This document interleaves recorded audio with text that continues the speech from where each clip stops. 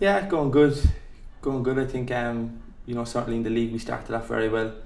We won the first 4 games in a row, I think, and it kind of set us up nice for the rest of the games. We played a lot of the bigger teams around us, I think early doors as well. We played Dundalk, we played Pats, teams like that, and we managed to get good results. So, I think we've kind of kicked on from there now, and we've got a lot of points on the board already, which is important. So long may it continue. Yeah.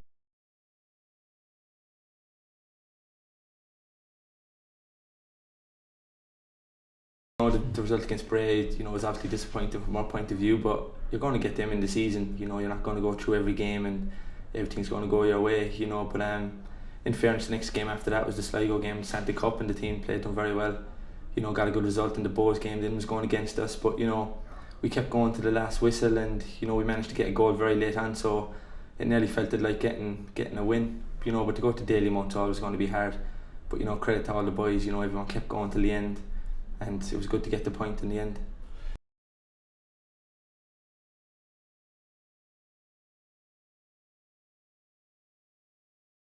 Yeah, it does. I think everybody knows. I think us and Sligo's were built up this year to be the two main runners for a lot of competitions. But they're a very good team. We know that from playing against them. But I think likewise we've showed how good we are. We've showed how effective we can be in games, and how we can get results at times. But every game against Sligo is different. Going into that, you're going to be in for a tough game. So you kind of prepare the best you can, and in fairness, all the boys for the last couple of games against Sligo have worked very hard, and I think we've deserved to be in the final of the Santa Cup.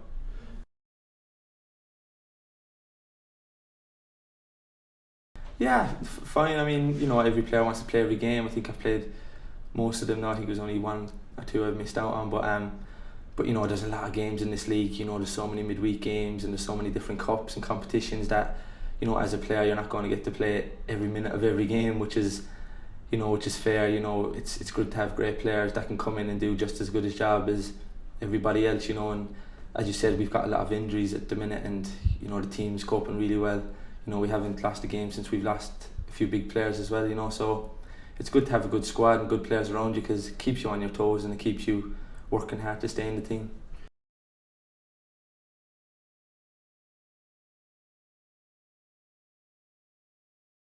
Yeah, definitely. I think it's important for all kind of attacking players to chip in with their fair few goals. It takes the pressures off the strikers a bit, but any way I can help the team. Whether it's working hard for the team, creating chances or scoring goals, I'm happy to do anything as long as it helps the team and it helps us win.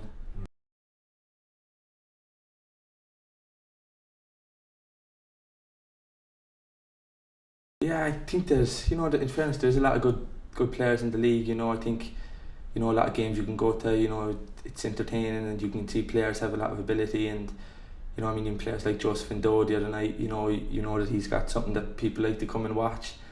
But like that, there's a lot of good keepers in the league too that are capable of pulling off very good saves. So I think there's a lot of good pluses in the league that people and fans, I'm sure, enjoy going to games to see.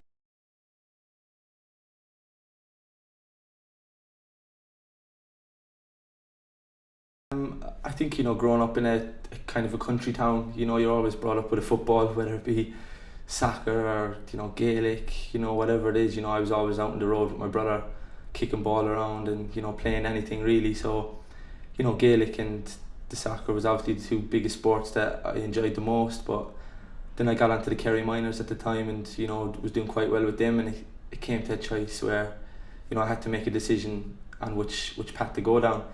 And the soccer at the time was getting quite serious. I had a few trials in England and stuff.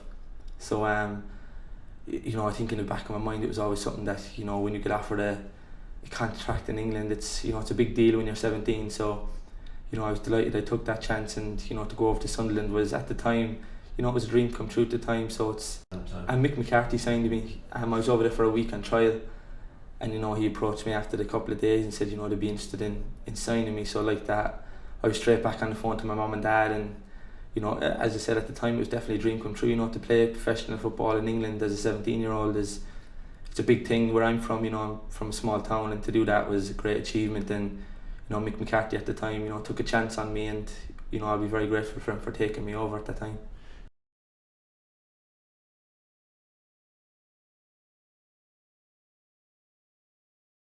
Yeah, that's right. Played for the reserves a bit, and come through the youth team and stuff. So played with a lot of good players over there too. So it was a great experience. And then Roy Keane came in, and I was there under him for a while. So it's a lot of great memories to look back on, and it was a great experience at the time. So it's definitely helped me now at this stage of my career because I've that experience to look back on.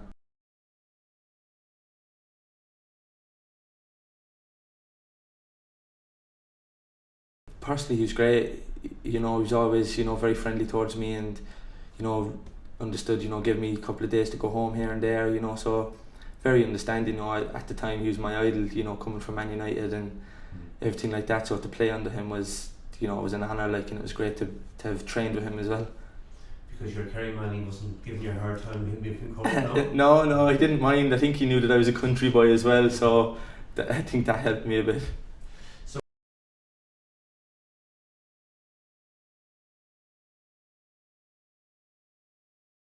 Yeah, it was great. I think when I left Cork, I think Cork was my first full season in the league, and I'd kind of, I'd done quite well, so I'd established myself as, in the league, and I had the, then when Cork obviously went through its problems financially, and, it left every player kind of wondering what to do. So I think I was quite lucky at the time. I had a few options to go places, either go back to England or Scotland at the time.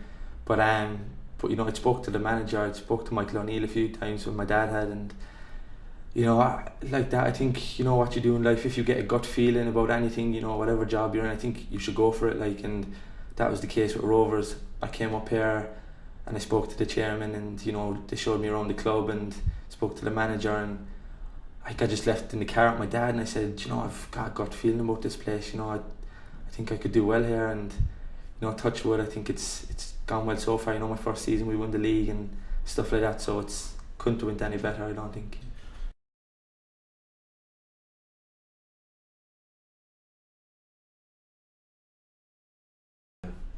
Yeah, I think touching on the players you just mentioned. I mean, them players have come from this league and they're now at the very top end of English football. Which is a great achievement to them. I mean, you look at Doyle, Shane Long, Keith Fahey. They're all full international players now. Playing at big clubs, and it just goes to show that the talent is in this league without a shadow of a doubt. It shows that players can step on and players can bridge that gap over in England. And personally, as a player, you want to play at the highest level, and I'm sure managers are the same. You want to manage at the highest level, but me personally, it's definitely something that if I keep playing well and keep improving under the manager, and we've got a good coach, Trevor Crawley, and he's helped me improve as well since I've been at the club. So if I can keep improving and keep doing well for Rovers, then you never know where the future goes.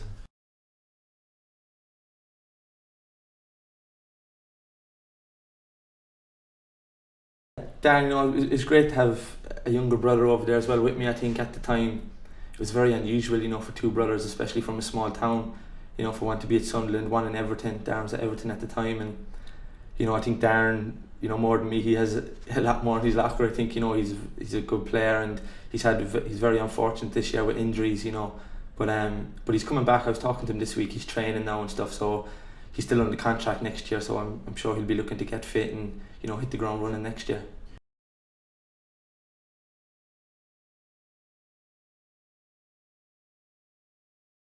I hope so. I'll hope so. I might put a few quid on it. But no, I think, Kerry, the football team are always thereabouts, and certainly, Shamrock Rovers now, the club it is, and the players we have, I'm sure we'll be thereabouts too. So, it'll be interesting to see where we both are at the end of the year. That's great.